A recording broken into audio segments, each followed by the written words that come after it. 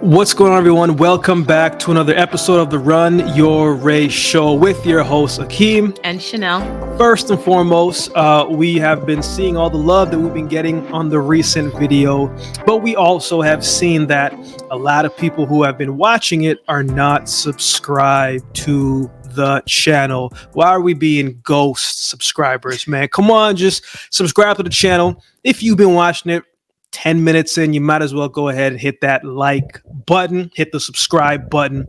But we appreciate everybody that has followed us along the journey so far. Your support truly does mean a lot. We got an action-packed show on deck for today. Before we get into our top 10 performances, though, we do want to say that some of our choices that we've picked, the meat is still going on today. We're talking about European championships. It's still happening. But, you know, we may see some things that are probably crazy as far as distances, races. If that's the case, then we'll come back next week and make sure that we add that.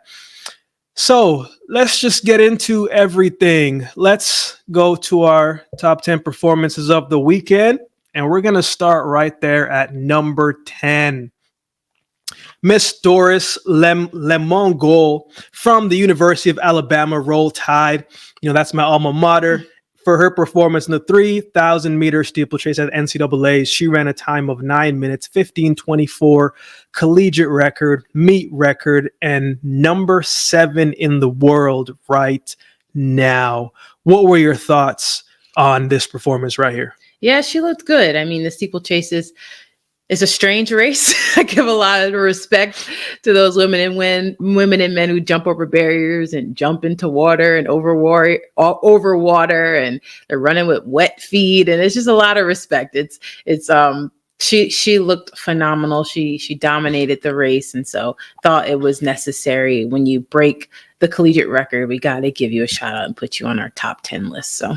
Yeah, very good performance. I think that's just the best way how to describe it. You know, to be able to run that time consistently, laps, and to make sure that you're disciplined enough to continue to stick to the game plan, no matter what it may look like. Because, you know, once you go over the steeplechase into the water, I've seen people look like they've twisted their ankle, and it didn't look good. So running 3,000 by yourself without the steeplechase there is tough enough, but I think adding it makes it a little bit tougher. So she comes in at number 10, and also want to add too, she's a freshman, you know, so there's 3 more years of this possibly. And who knows, maybe by year 4, she'll be 8:59. They always want to break that 9-minute barrier in the women's 3,000 meter steeplechase. So, well, she's definitely on her way, and probably still got some more season to go to lower that time a little bit post-collegiately. But she comes in at number 10, Miss Doris Lemongol. I pray I am pronouncing your name correctly. If I'm not, please forgive me. Let's keep it going to number 9, Miss Rima Otabor. In the javelin throw at the NCAAs, she threw 64:19, which is the collegiate record, and puts her number 5 in the world right now. I believe she's from the Bahamas internationally. What was your thoughts on this performance right here? Yeah, I mean, we'll probably see her in Paris representing the Bahamas. Shout out to her. It just seemed like we were getting collegiate record after collegiate record on the women's side at those NCAA championships this past weekend. So, but again, it's hard not to put a mark like that in our top 10 list. So shout out to Rima. Good luck in Paris. We see you. We're following you. And congratulations on the NCAA title. Yeah, this is a big throw. You know, the field events don't always get as much play time on screen during NCAA championships, since, you know, it's track dominant, track heavy, but an incredible performance from her. I mean, anytime that you go in and you can break a collegiate record in any of these disciplines is a remarkable thing to do. So shout out to you. there's more to come because there is more season to come. So to be able to throw like this going into championship season, man, who knows what she could do when she gets there? You know, half the battle in sports is being injury free and having momentum, and she seems to have 2 so far. So she is in at number 9. We keep it pushing to number 8, Mr. Caleb Dean in the 400-meter hurdles. He ran the number 11 fastest time in the 400-meter hurdles, 47:23. If this was 10 years ago. You know, this time right here is medaling every single year in the 400-meter hurdles at the Olympics, at world champs. But 47:23 gets him number 11 all time. But that was a winning mark that won him the championship at NCAA's. What was your thoughts on this performance right here? Very dominant, very efficient hurdler. Looked amazing. Yeah, just a dominant race. It was hard not to put him on our list. Yeah, that's the word that comes to mind. Dominant. Yeah, he's a smooth operator, man. He's a smooth cat. I mean, 48:04 in the heats, and we were just like, man, did he go a little bit too fast? But he clearly has more left in him, and he definitely showed that. A lot of momentum going into one of the hardest teams to make, which is the American team, and that 400-meter hurdle group is strong. There's a lot of them, but this time right here puts him in a great spot to make that team, you know. And this guy runs the 110 hurdles as well too, you know, and I really liked how smooth he was over the hurdles, execution, just very efficient, very smooth. And when you can put forth a great performance like that, I don't know if he's a junior or a senior, but if he's a senior, man, there's this time right here is going to get you a little bit of that sponsorship, make things a little bit lighter, man. So great performance from Mr. Caleb Dean. He comes in at number 8. Man, we would love to put you higher. It's so tough sometimes to pick, man, but shout out to him. We keep things pushing.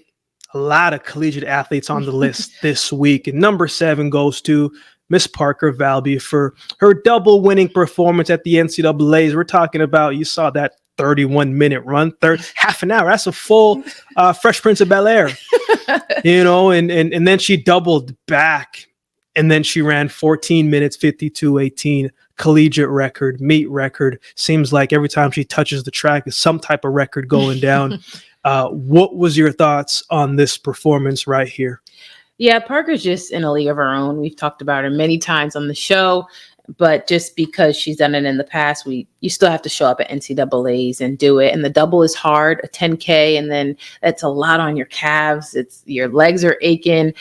So for her to do that and then 2 days later come back and set a collegiate record by herself in the 5K. I mean, she was putting on a clinic out there. She just was lap after lap after lap, hitting her splits, and it looked like she was going for the Olympic qualifying time, and she was just shy, and it broke my heart that she didn't get it. But she just seems like somebody who enjoys being out there. She's going to get a hefty sponsorship deal. She made it clear that this was her last time in the Florida uniform. So excited to see who she signs with, if she stays in Florida, what distance professional team she joins if she decides to leave Florida. She is the future for American distance running. So shout out to Parker. Amazing career in the NCAA. Yeah, it's a smart move by her. Why stay? What are we staying for? And stay. You've won everything. She's only a junior, so she could come back. But why? Like you said, there's no guarantee that she'll be injury-free next year, that someone else won't pop up and dominate. So smart move, like you said, for her to go pro. And I heard one of the announcers say, man, this is one of the first years that she's been actually healthy all the way through. So if you are healthy and you're running this well, why stay? So it's a great move by her and, you know, her team to make that decision. But I mean, you know, half an hour, 50 minutes, that's a long time of running. But what stuck out to me, you know, when she came back and ran the 5K, it looked like she was laboring to me. You know, I was like, man, her, and you say her legs must be a little bit tired. I'm just like, yeah, it does look tired. But there are some athletes who are able to just do a little bit more, right? And sometimes when you're in this type of shape, in this type of spectacular conditioning, you can just do a little bit more. This type of shape performance, doesn't always happen a lot, but it seems like right now it's a perfect time for her. And she's taking full advantage of being able to be on the track every single time. She's going to put forth the best effort. As someone who just recently kind of started appreciating the distance a little bit more in the recent couple of years, I'm not going to run for half an hour, but I appreciate what they can do. And just the splits that they have to hit to be able to get these times. This is, as the saying always goes, like, we can watch it, but some things, it's a lot easier said than done. I mean, this looks great, but doing it is even greater. So shout out to her. Number 7 on the list, Miss Parker Valby. Let's keep it pushing. Going back to the collegiates again, Mr. Leo, I hope I'm pronouncing this correctly, Niesbauer, the German record holder, and now the collegiate breaking I think his collegiate record from the year before, 89,061 points, number 6 all time. And I still think this man has a future in football if he ever wants to take that route. 6'5", 6'4", 230 pounds strong. Great performance. What did you think about this performance right here? Yeah, I think with the decathlon, in order to break his own record, you know, each event pretty much has to go really, really well. And so it's impressive that out of 10 events, he crushed what it sounds like he crushed all 10, you know. So in order to have such a dominant performance, number 6 all time, for everything to come together at the right time. Shout out to his coaches, shout out to his team, and just excited to watch him in Paris representing Germany. 8,961. Who knows if he's going to need that in Paris to medal? I don't really think the focus is so much on points, but just going out there and competing and getting a medal. So I'm excited to see what it's going to take to get that gold, silver, or bronze at the Olympics. I think it's going to be the 9,000 mark. He's going to need to up it a little bit more. Whew, okay. He's just a couple points away. You know, if he would have run, I think he ran 10.6 in the 100. If he would have ran like 10.5, probably would have been it right there. Okay. But I mean, I think he's going to need about 9,000, man. You know, Damian Warner, defending champ, Paige Lepage, defending champ, world and Olympic champ. Both are there. Both look healthy. It's going to take a lot, but he's on the right track, man. And I think he's got much more to go. But shout out to you, Mr. Leo. Congratulations on your collegiate record, man. Keep this momentum going. Let's keep it going to a man, number 5, to a man that seems to always have it on the last jump in the recent couple years in the long jump. We're talking about Miltis Tentagalo.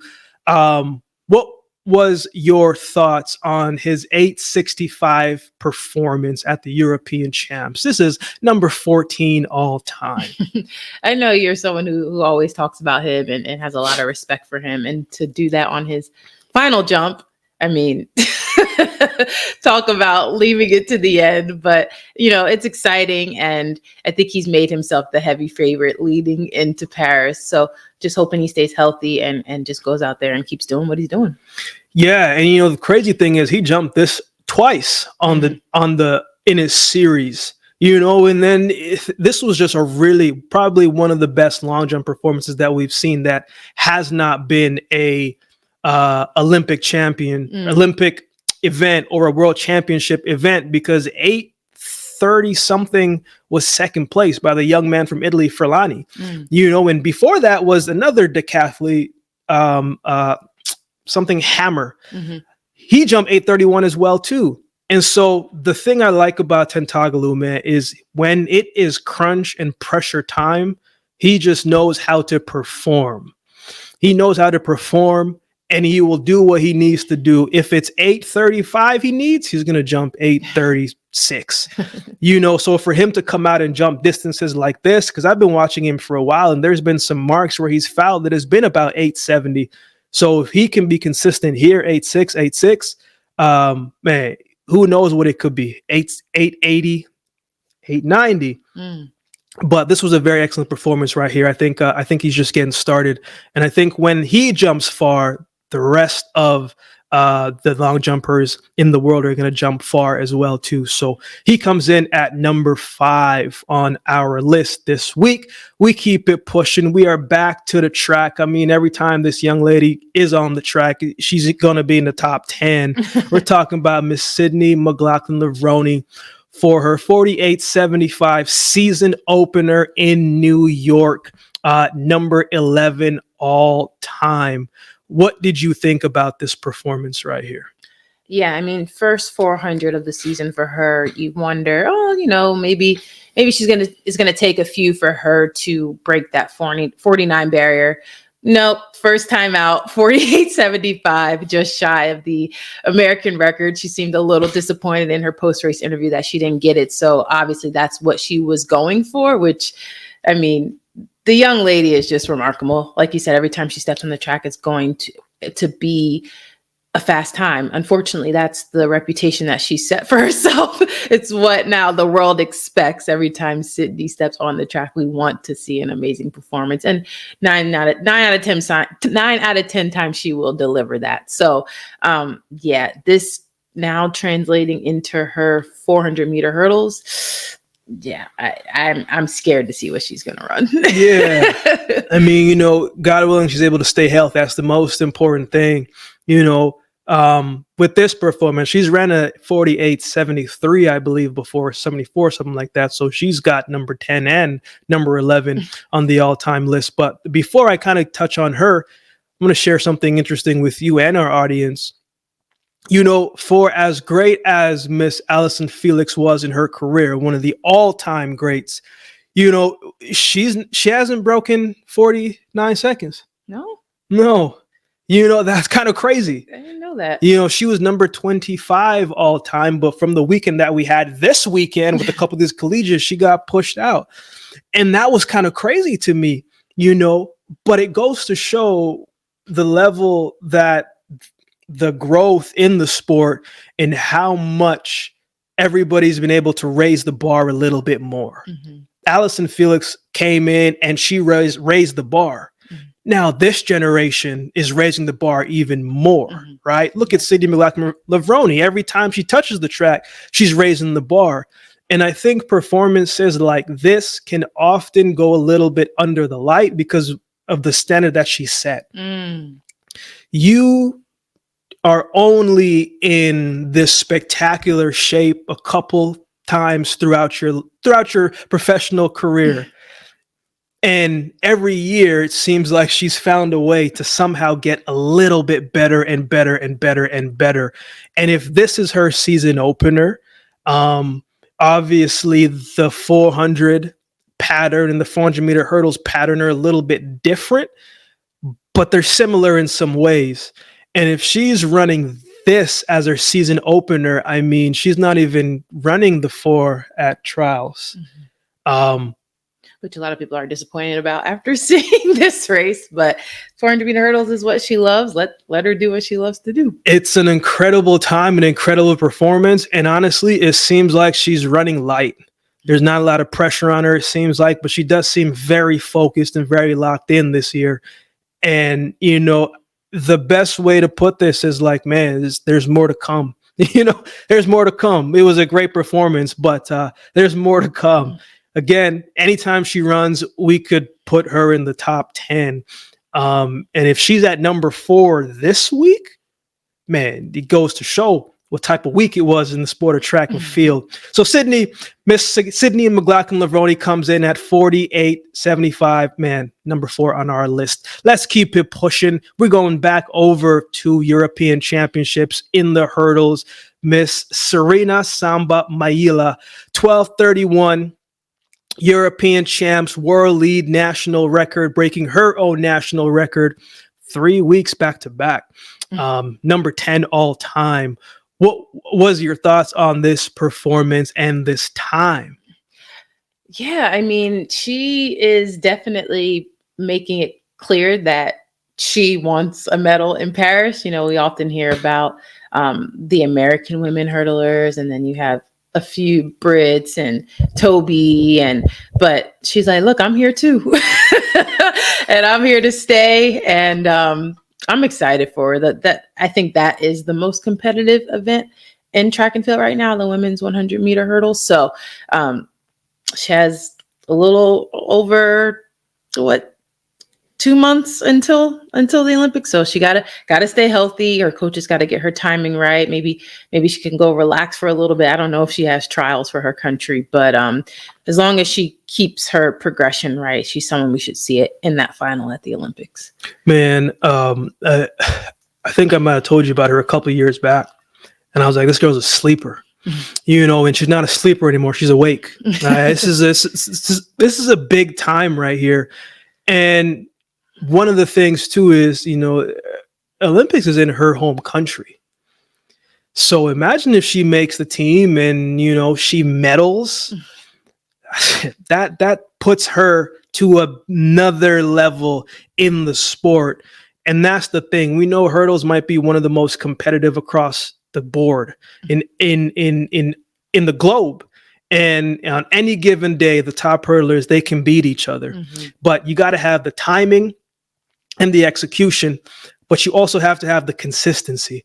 And she's been very consistent since the start of the year, indoors, coming out to outdoors. And this time right here puts her as a threat, as, man, I'm here to medal. I'm not just a contender anymore. Like, I'm someone who is going to medal. I plan on medaling. And when you run times like this, who's to argue and say that you won't? So Miss Maila, number 3 on our list, 12:31 world lead, national record number 10 all time. She comes in at number 3. We keep it pushing to number 2. Man, it's a cluster. Number 2 goes to not only just the Arkansas 400 meter group. They broke the collegiate record, a record that they held, and they smashed it. Like, they dipped under it. And so it's just a big number 2 for all of them. You can't forget the 400 meter champ, Nikisha Price, who ran 48.89. She could have took this whole number 2 spot by herself. Yeah. Then Kaylin Brown, 49.13. She's got 3 more years left in college. Miss Amber Adding, 49.59. She's put that spark in that UK team as well too. And Miss Rosie F. Young, 49.72. What was your thoughts on this performance right here as a whole? I think just watching them go 1, 2, 3, 4 and just leaving the field, it almost looked like they were in a training run. You just saw Arkansas all out in front. And to have, 4 athletes under 50, to have 4 athletes go 1, 2, 3, 4 in the NCAA, just shout out to the coaches at Arkansas. I hear their training is insane and it's showing, I mean, I was almost speechless. And then for them to come back in the 4x4 and run that fast on what had to be tired legs, it was just phenomenal. They almost could be number 1. That's how amazing this performance was from these 4 women. And then Nikisha Price to break the Jamaican record and win the title in the 400. Just hands down, an amazing performance. I mean, that's probably the best way to put it. It's just an amazing performance, and Arkansas can now make a case that they are 400 meter U. It's hard not to think that now because of what they've been able to do and what they've been able to accomplish.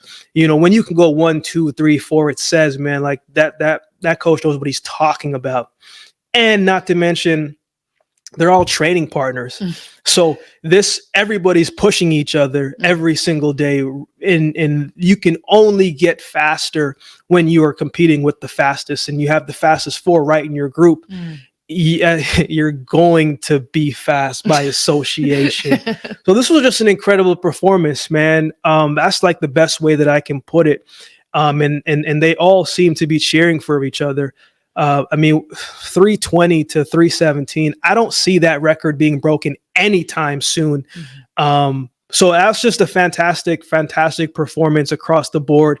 Again, Nikisha Price could be number 1 on most times, but this time, we just felt like the guy got to share it. Yeah. But this was just incredible performance. So they come in at number 2 on our list. Number 1. goes to Miss McKenzie Long's Triple Crown. Not one, not two, but 3 victories. 1082 Wendy in the 100. She also has a 10.9 personal best. 2183 in the 200 world lead, I believe. 42-34 in the 4x1. I mean, what was your thoughts on this performance right here? Yeah, I mean, I was just so happy for her. It's been made public that she had heartbreak losing her mom a few months back, I believe. And so for her to just come out here and do this, she said it was very clear that she was doing it for her mother. She felt her mother's presence, and she got emotional in all her interviews, and it just meant the world for her to end her collegiate career this way. And what a better way to honor your mother and to end your collegiate career than getting 3 gold medals. So just extremely happy for her. She looks so good, and I just hope that she continues this momentum in 2 weeks at the trials and gets on that team, because she's someone who I think could do very, very well in Paris. Yeah, very well said. Every person's got a story, but sometimes you got to be in a certain position in the spotlight for your story to be told. And she was telling her story about her losing her mother, man, and that can be something that that breaks you, or it inspires you in a way, and in this case, she was inspired to put forth not just herself, but put forth, man, like, I'm running for a bigger purpose. And that's exactly what it looked like, because there were some of these races where she didn't get out well, but she was running purposeful steps. And this is something that hasn't been accomplished a whole lot. And so for her to come and convincingly win like this, I mean, it's just outstanding. It's remarkable. And this is what you want to finish your collegiate career and going into another chapter of your life. And then especially going into an Olympic trials, this puts her in a position to make the team in not 1, but 2 events. And the way how her top end is right now, man, there's a good shot that there's a spot for her on that team. So shout out to you, Miss McKenzie Long. You did an amazing job, and I'm sure your mom is down smiling, looking at you, saying, "Man, I'm so proud of her." Hopefully, you are absolutely proud of yourself. You have done an amazing feat. You come in at number 1 on our list this week.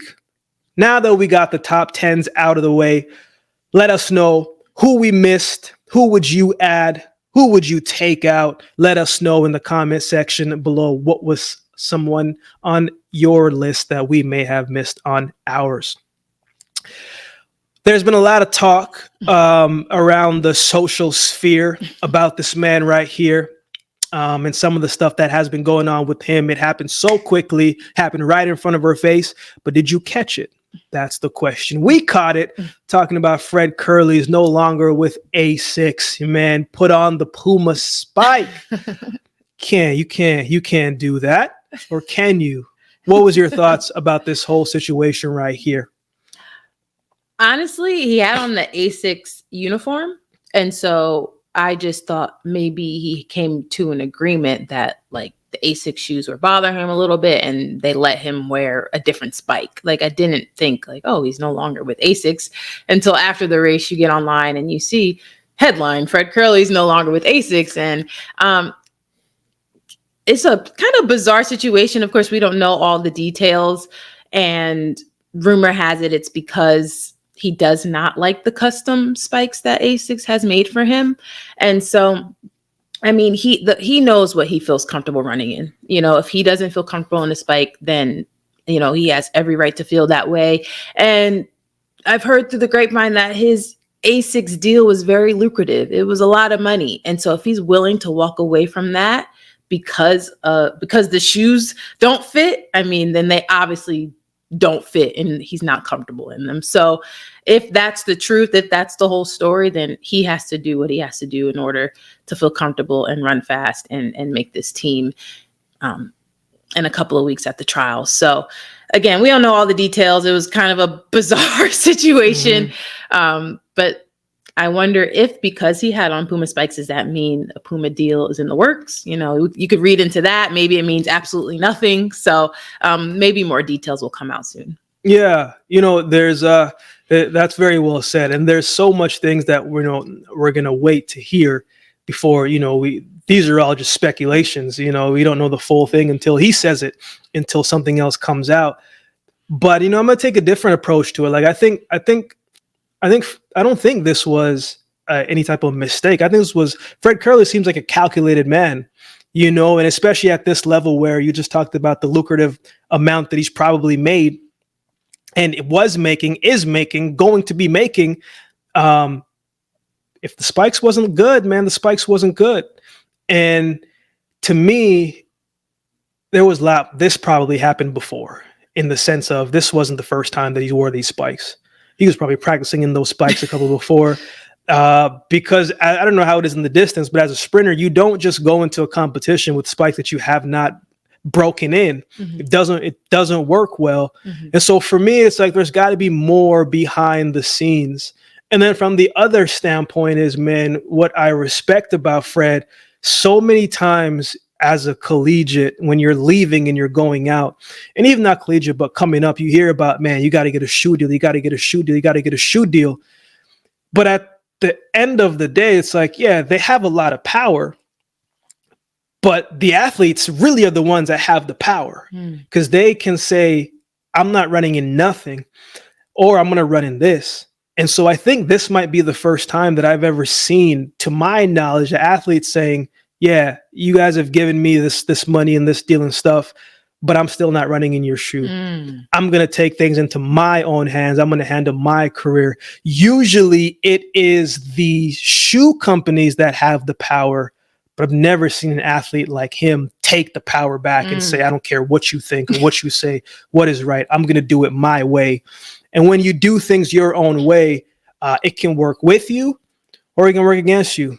I think Fred is going to be successful at whatever he does, whether he runs in Champions or he runs in whatever he's running in now, Puma, whatever the case is. The person makes the spikes. The spikes does help, but the person makes the spikes. But I think this could spark a new, different level of negotiation. Maybe he's the one to remind these shoe companies that, hey, the athletes have the power and your money can only do so much if we all bind together. So, there's still more that I think we're going to hear more about, but I think this is very interesting. And I just think Fred is just doing it on his own terms. Whether you like it or not, he's going to do what's best for him on the track. Gotta respect it. So we're expecting more, to hear more. What were your thoughts? Maybe you know a little bit more. Let us know in the comment section below. But I'm looking forward to seeing how this story is going to be untold, because it is very, very interesting. Back in New York, there was something else that happened. Man, as a Jamaican who loves to support my Jamaican athletes, man, this was not one that I wanted to see. After Elaine finished her race, she was noticeably limping, and her team was carrying her off of the track. Not a good sight. Can't imagine what she's feeling. You've had foot injuries, so you know a little bit more about that pain. But what was your thoughts on this performance here, and what happened after? What was going through your head? Because Jamaican trials at the end of the month. Do you think she'll be back in time? It's heartbreaking. And I never had Achilles. Had other areas of my feet be disastrous, but I've heard the Achilles is the worst. And hoping she'll be back, but the realistic part of me is saying I don't think so. The way that she was trying to walk after that race and she couldn't, and she was carried by her team, like, it just maybe some type of miracle. I don't know what type of sports medicine that they have to magically cure an Achilles. I don't really know if one exists. So yeah, just truly heartbreaking for the defending Olympic champ to still be dealing with this injury. Yeah, it's I think even if she shows up, I think it's just tough, because you have something like this that happens now. So now, you have to go back and talk to your medical team and try to get to mechanism scans. And that's going to take a couple days. Mm-hmm. And if you can't put pressure on it after the race, you can't put pressure on it now. You still have to wait. Mm-hmm. It's another week. Mm-hmm. Then, if you're trying to try to make it back, your first couple days, you're probably cross training. You're probably in the pool. You're probably on the bike. You're not really going to put pressure on it. So that's another week. Mm-hmm. Yeah. Doctor may say, 3 weeks. Well, until you can run again. Well, that takes her to the trials. And you lose fitness. Yeah, exactly. So it's very, very tough for me to believe that she will be fit enough in time. I believe she can be trying to be at the start line in time, because she's just got that spirit about her. She's going to give it her all. If she can show up, she's going to try to run, which is what I thought that she kind of did here. It didn't look like she was pushing as well as she usually does. Her knee lift wasn't coming as high as it usually does. It was just a courageous, spirited effort that she tried to put forth. But I don't think she'll be back in time. This just doesn't look good. As you said, I know there's Dr. Mueller out in Germany, but I don't know how much more he could do. This is just not good. This is not good. It's not good. But we'll see, right? Yeah, we'll just see what the news say. As of now, it's a Achilles injury, but we don't know the severity of it. But it does make you question, will she be back in time? And if she'll be back in time, will she be ready in time? Tough to say, but we'll wait for more on that. Let us know your thoughts on this situation right here in the comments section below. As we come down to the finishing last few topics of the show, most countries are getting ready to compete in their respective trials in a couple weeks. What do you remember about 2 weeks out from Olympic trials for you? Yeah, I think the biggest thing I remember is I was trying to stay sharp, but also not trying to do too much. It's like that fine line, because 2 weeks out, 800 meter, you're really not going to gain fitness. Like, you either got it or you don't at this point, but you still want to stay sharp. So just really talking to coach, what workouts do I need to do to feel my best standing on that line, to feel confident, to feel ready? And there were always certain workouts that I wanted to do 2 weeks out, just to, as that confidence booster, like, yeah, I'm ready.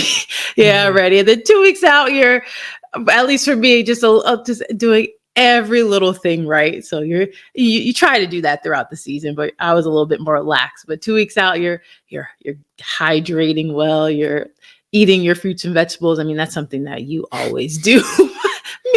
I wasn't as disciplined as you. So just making sure the nutrition's on point, the massages, meeting with your sports psychologist, like, it's crunch time. So you're just doing every little thing right to make sure that you are ready at those trials. That's what I remember. Yeah, I think for me, it was just, making sure that I felt good. I'm a person that I needed to run. I needed to feel fast in order for me to be able to run fast, especially mentally for me, so I needed to make sure my block starts was on point. I needed to make sure that, my 120s, 150s were at a certain time that needed to hit. And I just needed to feel confident going in. Sometimes when you're going to your trial, some of the worst part about it is the accommodation. You got to figure out, man, how far is the track from where you're staying? Because usually the hotels are all packed up and you're just like, oh, man. And then, you got to think about, can my physiotherapist come, or can this team member come? And you're just trying to get everything situated. But on the track, I was just trying to sharpen up everything. I wasn't trying to do more. Right. I was just trying to sharpen up everything, making sure that everything felt right and it feels like how it's supposed to feel. Yeah. When you don't feel like yourself, that's when the worry comes. Yeah. But that was me 2 weeks out. I just wanted to feel sharp. I was fine tuning. I wasn't trying to do more work, trying to be more tired. Less is more during that time.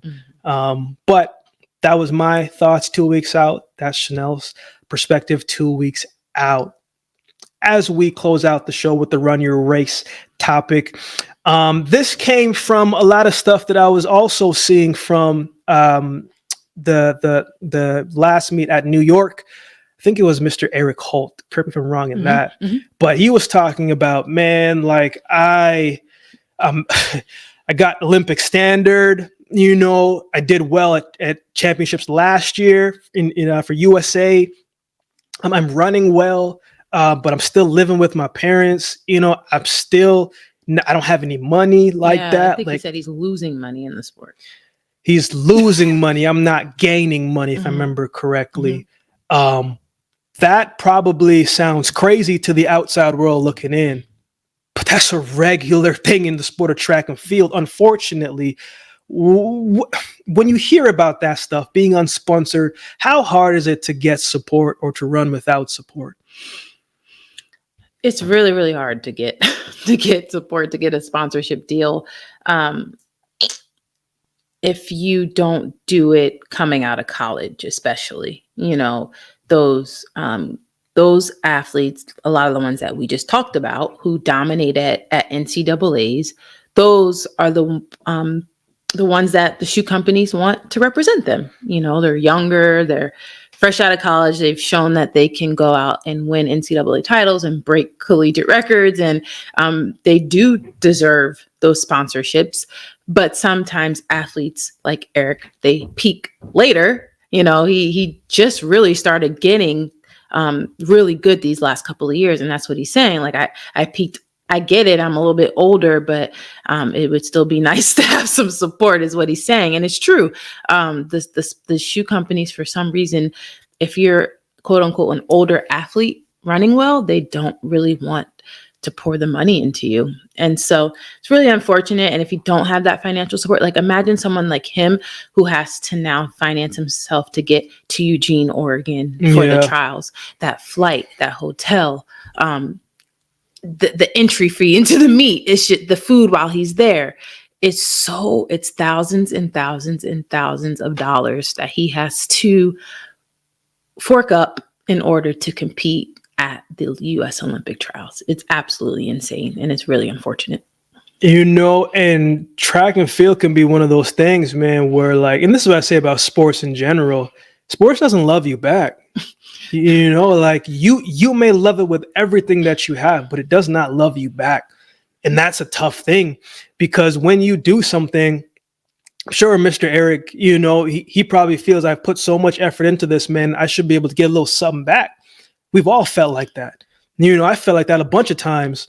Or you feel like I'm not getting paid the worth that I should be getting paid. And so it's a tough situation, a tough position to be in, man. But I think it's a realistic one and a relatable one for a lot of athletes. You do this sport because you love it. And you do this sport because you want to be the best you that you can be at the sport. Yeah, if you run a certain time, you'll be able to get a little bit of compensation for it, but it's like, well, what's the time?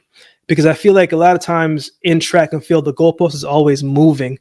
So you never have a way of scoring. Yeah. And I don't even really think it's times anymore. I think it's, you make teams, and it used to be you make a team, you could probably get a deal. Now that's not good enough. You got to go and medal.